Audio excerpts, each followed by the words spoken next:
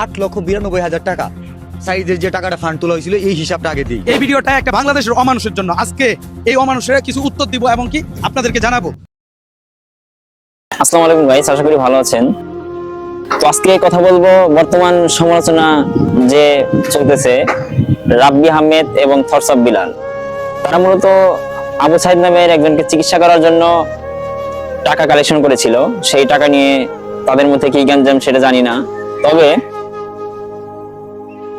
আসলে আমাদের উচিত কি, মানবতার কাজ করতে গেলে উচিত হচ্ছে একজন মানুষের যখন আমরা দায়িত্ব নেব তখন সেই মানুষকে আগে সুস্থ করে তোলার দায়িত্ব হচ্ছে নিতে হবে। সুস্থ করার মালিক তো আল্লাহ, কিন্তু টাকার কালেকশনের বিষয়টা যখন মানবতার কাজ করব তখন টাকা কালেকশন সবাই এক হয়ে আমরা টাকা কালেকশন করব, যাতে আমরা চেষ্টা করব যাতে তার কোনো চিকিৎসা যেন কমতি না হয়। তো এক পর্যায়ে রাব্বি আহমেদ প্রায় 35 লক্ষ টাকা ম্যানেজ করেছেন তার টিম মেম্বার সহ পুরা কিশোরগঞ্জে, এবং থরসাব বিলালও ছিল।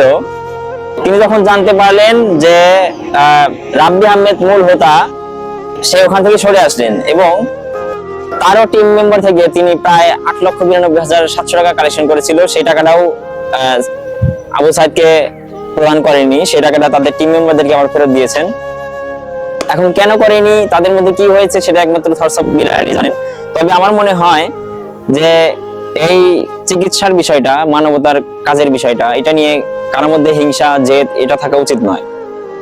তো আমার মনে হয় সবকিছু বাদ দিয়ে আগে এক হয়ে আগে চিকিৎসার কাজটা চালিয়ে যেতে পারতো তারা আগে আবু সাইদকে নিয়ে একসাথে হয়ে চিকিৎসার জন্য যত টাকা ব্যয় হয় সেই টাকা হিসাব করতে পারতো, সেই টাকা আরো তুলতে পারতো। আমার মনে হয় আবু সাইদের চিকিৎসাটা হতো। কিন্তু রিসেন্টলি আবু সাইদ ভাই উনি চিকিৎসা নিশ্চয়তা, মানে চিকিৎসার পাওয়ার নিশ্চয়তা না পেয়ে টাকার জন্য প্রায় 1 কোটি টাকা লাগবে শুনলাম। ডাক্তার বলেছেন প্রায় 1 কোটি টাকা লাগবে, তারপরে ডাক্তাররা নিশ্চয়তা দিচ্ছে না। এখন এই 1 কোটি টাকা কে দেবে? 1 কোটি টাকা দেওয়ার তো মানুষ নাই। থরসাব বিলাল দেবে নাকি রাব্বি আহমেদ দেবে? রাব্বি আহমেদ তো অলরেডি প্রায় 35 লক্ষ টাকা ম্যানেজ করে দিয়েছেন।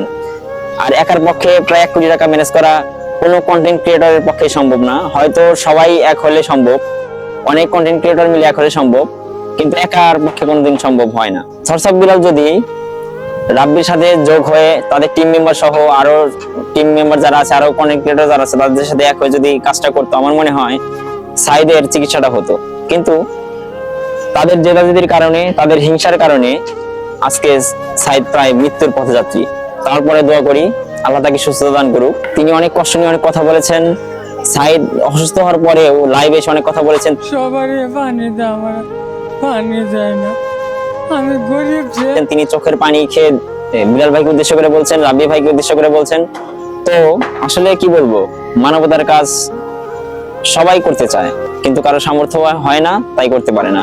আবার কারো সামর্থ্য সত্ত্বেও কারো মনে হিংসা থাকে, অহংকার থাকে, যার কারণে আমি ওর চাইতে বেটার করবো, আমি ওর চাইতে বেটার, আমি ওর চাইতে ভালো, আমি ওর চাইতে উপরে, মানবতার মহাজন, আমি এই সেই, এরকম ভাবে নিজেকে আরো বড় করে তোলার চেষ্টা করে। কিন্তু যদি একজন মানুষ চিকিৎসার অভাবে মারা যায় টাকা তোলার পরেও, সেটা কাদের ব্যর্থতা? সেটা তো আমাদেরই ব্যর্থতা, তাই না? তো আসলে মানবতার কাজের ক্ষেত্রে আমাদের কোনো দিক দিয়ে স্যাক্রিফাইস করা উচিত নয়।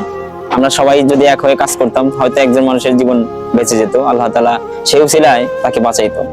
তো যাই হোক, তারপরে দোয়া থাকবে, আল্লাহ ছাড়া আসলে কারো উপর ভরসা করা ঠিক না। আল্লাহ তাআলা তাকে সুস্থ করে দিক, এটাই দোয়া থাকবে। তো আজকে এই পর্যন্তই, ভালো থাকবেন সবাই। আর কি বলবো, আসসালামু আলাইকুম ওয়া রাহমাতুল্লাহি ওয়া বারাকাতুহু।